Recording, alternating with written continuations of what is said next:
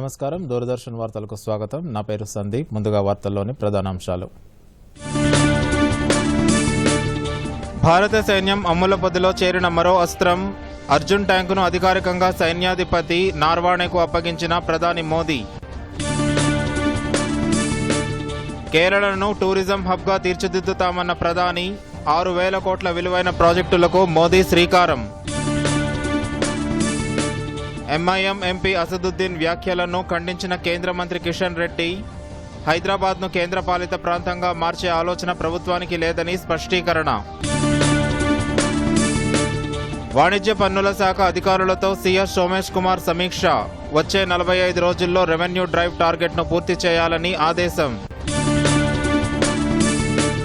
Toll ప్లాజాల వద్ద traffic జామ్లకు check పెట్టేలా కేంద్రం నిర్ణయం రేపటి నుంచి వాహనాలకు తప్పనిసరి ఫాస్టాగ్ కరోనా వ్యాప్తి పట్ల ప్రజలు అప్రమత్తంగా ఉండాలి విధిగా మాస్కును ధరించడం ఇతరులతో మాట్లాడేటప్పుడు కనీసం 6 అడుగుల భౌతిక దూరం పాటించాలి తరచూ చేతులను శుభ్రంగా కడుక్కోవడం వైద్యులు సూచించిన విధంగా ముందస్తు జాగ్రత్త చర్యలు పాటించడం ద్వారా కరోనాను నిరోధించవచ్చు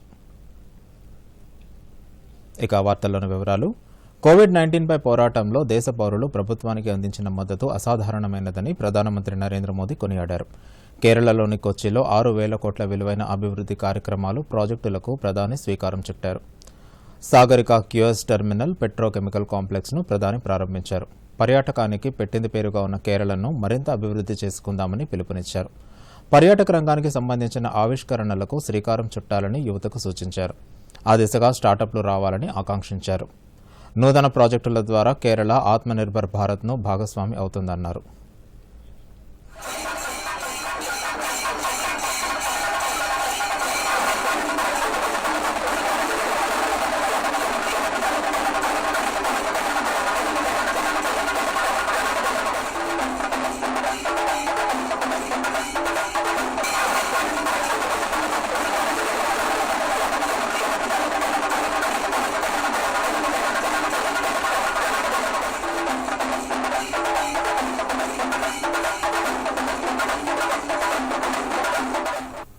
Not only as a transit point to go to other parts of Kerala, the culture, food, beaches, market places, historical places and spiritual places here are widely known. The government of India is undertaking many efforts to improve tourism-related infrastructure here. The inauguration of Sagarika, the international cruise terminal in Kochi, is one example of this. Sagarika cruise terminal brings both comfort and convenience for tourists. It will cater to over 1 lakh cruise guests. భారత సైన్యం అమ్ముల పొదిలోకి మరో అస్త్రం చేరింది తమిళనాడు పర్యటనలో భాగంగా ప్రధాని మోదీ అర్జున్ ట్యాంక్ను అధికారికంగా సైన్యాధిపతి ఎంఎం నారవాణేకు అప్పగించారు తేజస్ తర్వాత ఆత్మనిర్భర్ భారత్ కింద భారత దళాలకు అందిన మరో అతిపెద్ద ఆయుధం అర్జున్ మార్క్ 1A యుద్ధ ట్యాంకు కావడం విశేషం ఇప్పటికే సైన్యంలో అర్జున్ ఎంబీటీ యుద్ధ ట్యాంకులు సేవలు అందిస్తుండగా దాదాపు 71 చిన్న పెద్ద మార్పులతో అర్జున్ మార్క్ 1A రూపంలో అప్డేటెడ్ వర్షన్ను ప్రభుత్వం సైన్యానికి అప్పగించింది ఈ ట్యాంక్ గన్లో లక్ష్యాన్ని ఆటోమేటిక్గా ట్రాక్ చేసే ప్రత్యేక వ్యవస్థను అమర్చారు దీంతో వేగంగా కదులుతున్న లక్ష్యాలను కూడా ఈ ట్యాంక్ సులభంగా పేల్చివేయగలదు అనంతరం చెన్నైలో 3,770 కోట్లతో చేపట్టిన మెట్రో రైల్ ఫేజ్ 1 ప్రాజెక్టును మోదీ ప్రారంభించారు ఈ మెట్రో కారిడార్ నార్త్ చెన్నై నుంచి విమానాశ్రయాన్ని సెంట్రల్ రైల్వే స్టేషన్ను కలుపుతూ 9 కిలోమీటర్ల మేర నిర్మించారు 293 కోట్లతో చెన్నై బీచ్ అట్టిపట్టు ప్రాంతాల మధ్య రైల్వే లైన్ను ప్రారంభించి తయూర్ సమీపంలో 1,000 కోట్ల అంచనాతో నిర్మించనున్న ఐఐటి మద్రాస్కు చెందిన డిస్కవరీ క్యాంపస్కు శంకుస్థాపన చేశారు అనంతరం ప్రధాని మాట్లాడుతూ తమిళనాడు రైతులు రికార్డు స్థాయిలో ఆహార ధాన్యాల్ని ఉత్పత్తి చేస్తున్నారని ప్రశంసించారు 2 ఏళ్ల క్రితం ఇదే రోజున చోటు చేసుకున్న పుల్వామా ఉగ్రదాడి గురించి ప్రస్తావిస్తూ ఉగ్రదాడిలో అమరులైన జవాన్లకు నివాళులర్పిస్తున్నామని పుల్వామాలో ఎవరూ మర్చిపోలేరని స్మరించుకున్నారు మన భద్రతా దళాలను చూసి దేశం గర్విస్తుందని వారి త్యాగాలు దేశ ప్రజలకు ఆదర్శమంటూ మోదీ సైనికుల త్యాగాలను గుర్తు చేసుకున్నారు దేశంలో సంస్కరణలకు కట్టుబడి ఉన్నామనే విషయానికి ఇటీవల పార్లమెంట్లో ప్రవేశపెట్టిన బడ్జెటే నిదర్శనమని మత్స్యకార సమాజాన్ని చూసి గర్విస్తున్నామని ప్రధాని అన్నారు. It is a city of knowledge and creativity.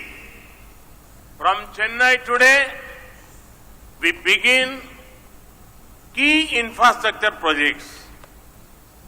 These projects are symbols of innovation and indigenous development. These projects will further the growth of Tamil Nadu. I am proud to hand over the indigenously designed and manufactured main battle tank Arjun Mark 1A. It also uses indigenous ammunition. Tamil Nadu is already the leading automobile manufacturing hub of India. Now I see Tamil Nadu evolving as the tank manufacturing hub of India.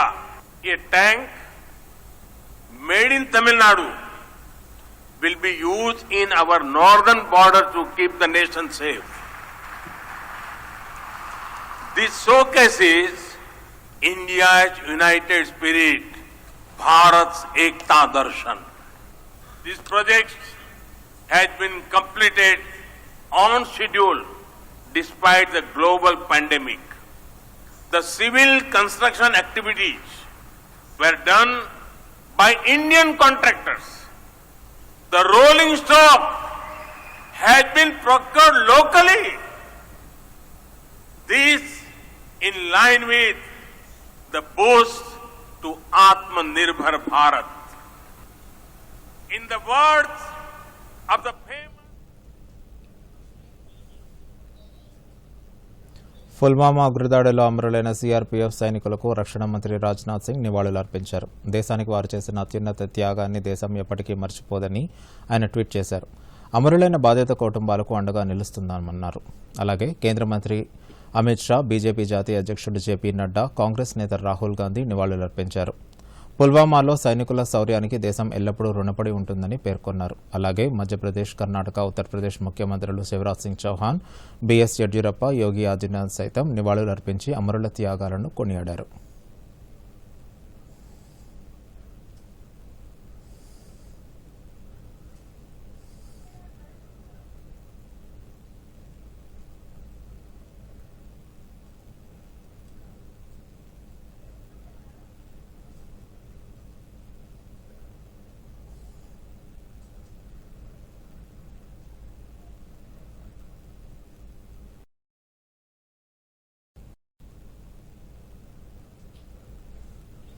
హైదరాబాద్ను కేంద్రపాలిత ప్రాంతంగా మార్చే ఆలోచన కేంద్ర ప్రభుత్వానికి లేదని కేంద్ర హోంశాఖ సహాయ మంత్రి కిషన్ రెడ్డి స్పష్టం చేశారు. హైదరాబాద్ కేంద్రపాలిత ప్రాంతంగా మారే అవకాశం ఉందన్న ఎంఐఎం ఎంపీ అసదుద్దీన్ ఓవైసీ వ్యాఖ్యలను కిషన్ రెడ్డి ఖండించారు. ఏ ప్రాంతాన్ని కేంద్రపాలిత ప్రాంతంగా చేయబోమని, హైదరాబాద్ సహా అన్ని నగరాలను కేంద్రం అభివృద్ధి చేస్తుందని కిషన్ రెడ్డి వివరించారు. ఖైరతాబాద్ అసెంబ్లీ నియోజకవర్గంలో నిర్వహించిన హైదరాబాద్, రంగారెడ్డి, మహబూబ్ నగర్ పట్టభద్రుల ఎన్నిక సన్నాహక సమావేశానికి ఎమ్మెల్సీ రామచందర్ రెడ్డితో కలిసి కిషన్ రెడ్డి హాజరయ్యారు. పట్టభద్రుల ఎమ్మెల్సీ ఎన్నికల వ్యూహంపై నాయకులతో చర్చించారు. 2 ఎమ్మెల్సీ స్థానాలు భాజపా గెలవడం ఖాయమని కిషన్ రెడ్డి ధీమా వ్యక్తం చేశారు. తెలంగాణ అమరవీరుల ఆత్మ ఘోషించే విధంగా రాష్ట్ర ముఖ్యమంత్రి కేసీఆర్ వైఖరి ఉందని కిషన్ రెడ్డి వ్యాఖ్యానించారు. ఎమ్మెల్సీ ఎన్నికల నేపథ్యంలోనే ఉద్యోగాల భర్తీ అంశాన్ని సీఎం కేసీఆర్ తెరపైకి తీసుకొచ్చారని విమర్శించారు. హైదరాబాద్లో మరో యూటీ చేసేటువంటి అభిప్రాయం, ఆలోచన కేంద్ర ప్రభుత్వానికి లేదు. కానీ కేంద్ర ప్రభుత్వం హైదరాబాద్ నగరాన్ని కానీ, తెలంగాణ రాష్ట్రాన్ని కానీ, దేశాన్ని కానీ అన్ని రకాలుగా అభివృద్ధి చేయబోతున్నామని సందర్భంగా గమనిస్తున్నాం.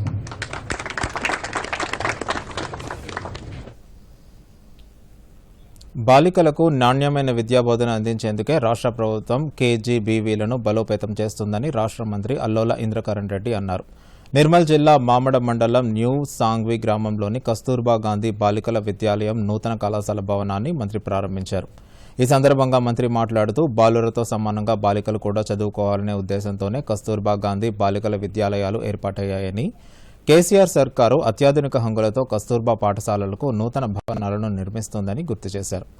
1.5 కోటి రూపాయలతో న్యూ సాంగ్వీలోని కేజీబీవీ భవనాన్ని నిర్మించినట్లు మంత్రి పేర్కొన్నారు. అనంతరం తరగతుల్లోకి వెళ్లి విద్యార్థినులతో ముచ్చటించారు. పిల్లలతో కలిసి మధ్యాహ్న భోజనం చేశారు. విద్యార్థులు, ఉపాధ్యాయులు ఖచ్చితంగా కోవిడ్ నిబంధనలు పాటించాలని మంత్రి సూచించారు.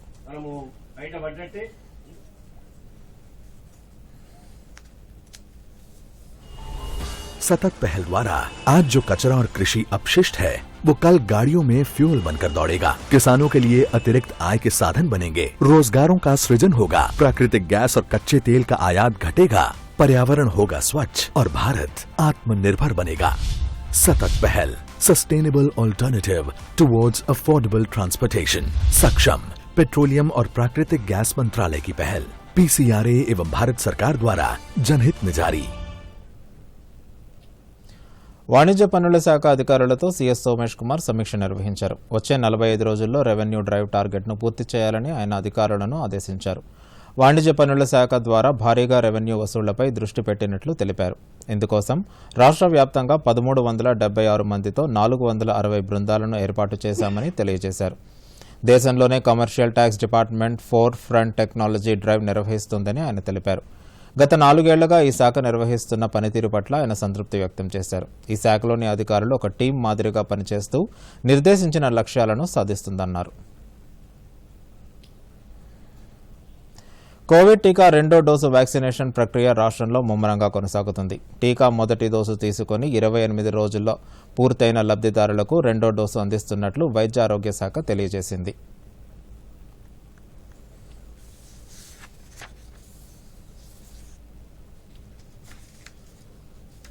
క్రమం తప్పకుండా సమావేశాలు జరిపి టీకా అనంతర ప్రభావాలపై అవగాహన పెంచాలని అధికారులకు సూచించింది. తెలుగు ప్రజల రాజకీయ చరిత్రలో ఒక మహోన్నత వ్యక్తి దామోదరం సంజీవయ్య. నిరాడంబరంగా, స్నేహశీలిగా, దేశభక్తుడిగా ప్రజల కోసం జీవితాంతం పోరాడిన ఆయన 38 ఏళ్ల వయసులోనే 1960 జనవరి 11న ఉమ్మడి ఆంధ్రప్రదేశ్ ముఖ్యమంత్రిగా పదవీ ప్రమాణ స్వీకారం చేశారు. అప్పటికే మంత్రిగా 8 ఏళ్లు అనుభవం ఉన్న ఆయన బహుముఖ ప్రజ్ఞాశాలిగా వెలుగొందిన దామోదరం సంజీవయ్య శత జయంతి ఉత్సవాలు నేడు ఘనంగా నిర్వహిస్తున్నారు. పేదల ఆశాజ్యోతి, కార్మికుల బాంధవుడు దామోదరం సంజీవయ్య శత జయంతి నేడు. ఉమ్మడి ఆంధ్రప్రదేశ్ను పాలించిన ముఖ్యమంత్రులలో దామోదరం సంజీవయ్యది ప్రత్యేక స్థానం. పేదల పట్ల నిబద్ధత కలిగిన ముఖ్యమంత్రిగా సంజీవయ్య పేరుగాంచారు. దేశంలోనే తొలి దళిత ముఖ్యమంత్రిగా, అతిపిన్న వయసులోనే ముఖ్యమంత్రి పీఠాన్ని అధిష్ఠించిన వ్యక్తిగా ఆయన రికార్డులకెక్కారు. ఆంధ్రప్రదేశ్లోని కర్నూలు జిల్లా కల్లూరు మండలం పెద్దపాడు గ్రామంలో జన్మించిన సంజీవయ్య బాల్యంలో పెదపాడు నుంచి కర్నూలుకు 4 కిలోమీటర్లు కాలినడకన వెళ్లి విద్యనభ్యసించారు. అనేక కష్టాలను అనుభవిస్తూ ఎస్ఎస్ఎల్సీలో జిల్లాలోనే ప్రథమ స్థానంలో ఉత్తీర్ణులయ్యారు. అనంతపురం ఆర్ట్స్ కాలేజీలో చేరి 1942లో పట్టభద్రులైన తర్వాత 1950లో మద్రాసు వెళ్లి న్యాయశాస్త్రంలో పట్టభద్రులై అక్కడే న్యాయవాద వృత్తి చేపట్టారు. సంజీవయ్య చురుకుదనం చూసి కాంగ్రెస్ పార్టీ ఆయనకు పార్టీ సభ్యత్వం ఇచ్చి రాజకీయాల్లోకి తీసుకొచ్చింది.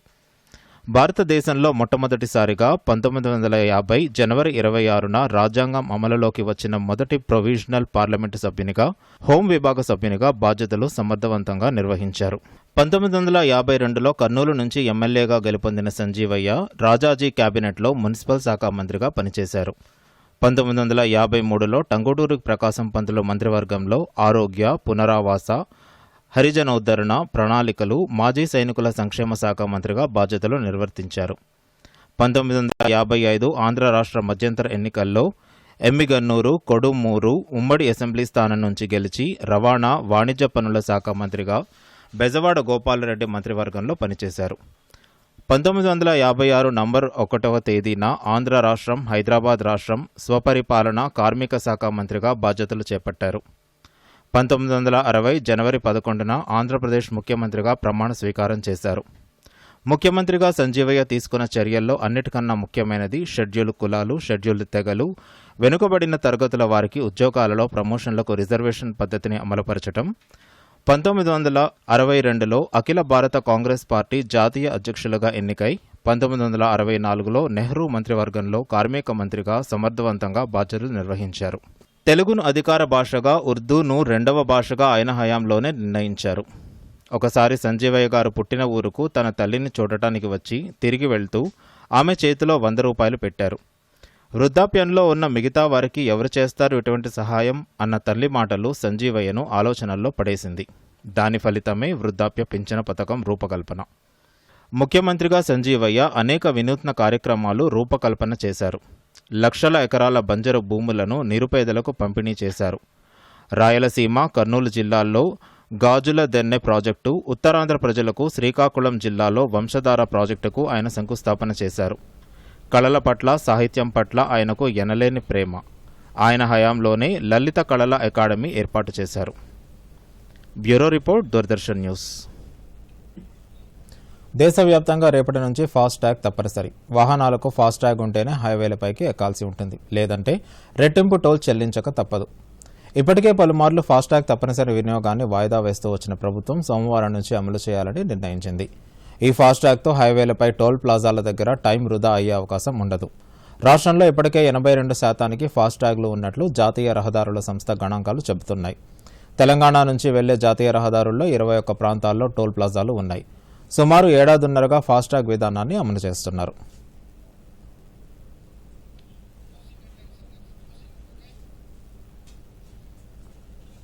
వార్తలు ముగించే ముందు ముఖ్యాంశాలు మరోసారి. దూరదర్శన్ యాదగిరి వార్తలను ఇప్పుడు సోషల్ మీడియాలో కూడా చూడవచ్చు. యూట్యూబ్లో అయితే DD న్యూస్ తెలంగాణ, ట్విట్టర్ వేదిక అయితే DD news Telangana @DD Yadagiri news, మరి ఫేస్బుక్లో అయితే DD న్యూస్ తెలంగాణలో చూసి లైక్ చేయండి, షేర్ చేయండి. భారత సైన్యం అమ్ముల పొదిలో చేరిన మరో అస్త్రం. అర్జున్ ట్యాంకును అధికారికంగా సైన్యాధిపతి నార్వాణేకు అప్పగించిన ప్రధాని మోదీ. కేరళను టూరిజం హబ్గా తీర్చిదిద్దుతామన్న ప్రధాని. 6,000 కోట్ల విలువైన ప్రాజెక్టులకు మోదీ శ్రీకారం. MIM ఎంపీ అసదుద్దీన్ వ్యాఖ్యలను ఖండించిన కేంద్ర మంత్రి కిషన్ రెడ్డి. హైదరాబాద్ను కేంద్రపాలిత ప్రాంతంగా మార్చే ఆలోచన ప్రభుత్వానికి లేదని స్పష్టీకరణ. వాణిజ్య పన్నుల శాఖ అధికారులతో CS సోమేష్ కుమార్ సమీక్ష. వచ్చే 45 రోజుల్లో రెవెన్యూ డ్రైవ్ టార్గెట్ను పూర్తి చేయాలని ఆదేశం. టోల్ ప్లాజాల వద్ద ట్రాఫిక్ జామ్లకు చెక్ పెట్టేలా కేంద్రం నిర్ణయం. రేపటి నుంచి వాహనాలకు తప్పనిసరి ఫాస్టాగ్.